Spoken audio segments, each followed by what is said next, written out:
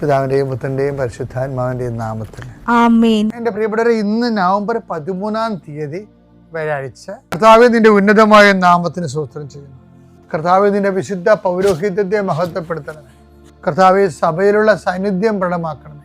39 വർഷം ഞാൻ അർപ്പിച്ച കൃപാന്റെ യുഗതിയാൽ കൃപാസ്ഥാനത്താരെ ജീവനോടെ പ്രത്യക്ഷപ്പെട്ട പരിശുദ്ധ അമ്മയുടെ മാധ്യസ്ഥത്താൽ പിതാവിൻ്റെയും പുത്രൻ്റെയും പരിശുദ്ധാത്മാവിൻ്റെ നാമത്തിൽ ഞാൻ നിങ്ങളെ ആശീർവദിക്കുന്നു. ഈ മക്കളുടെ ഡോക്യുമെൻറ്റുകളെല്ലാം ഞാൻ ആശ്രയിച്ച് പ്രാർത്ഥിക്കണേ ചെയ്യേ. പലരുടെയും കൈകളിൽ അതില്ല എങ്കിലും ഡോക്യുമെൻറ്റുകൾ നിങ്ങൾ മനസ്സിൽ ഓർക്കുക. ചില ഹോൾ ടിക്കറ്റ് ആകാം,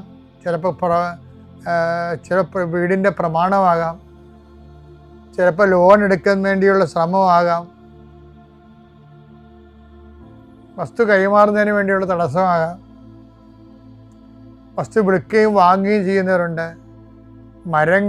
വൃക്ഷങ്ങൾ വിൽക്കുന്നവരുണ്ട്, മൃഗങ്ങളെ വാങ്ങുന്നവരുണ്ട്.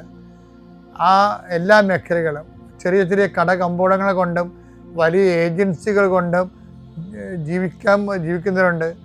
രോഗപീഠകൾ വലയുന്നവരെ അവരുടെ ശരീരത്തിന് വിവിധ ഭാഗങ്ങളിൽ കൈകൾ വെച്ചുകൊണ്ട് പ്രാർത്ഥിക്കുക. എൻ്റെ കർത്താവിൻ്റെ ഉന്നതമായ നാമത്തിൽ സഭയുടെ അധികാരത്തിൽ കുരിശടയാത്തി കൃപാസ്ഥാനത്താരെ ജീവനോടെ പ്രത്യക്ഷപ്പെട്ട മാതാവിൻ്റെ മധ്യസ്ഥത്തിന് രോഗപീഠകളെ ഈശ്വരനാമത്തിൽ സൗഖ്യം പ്രാപിക്കും.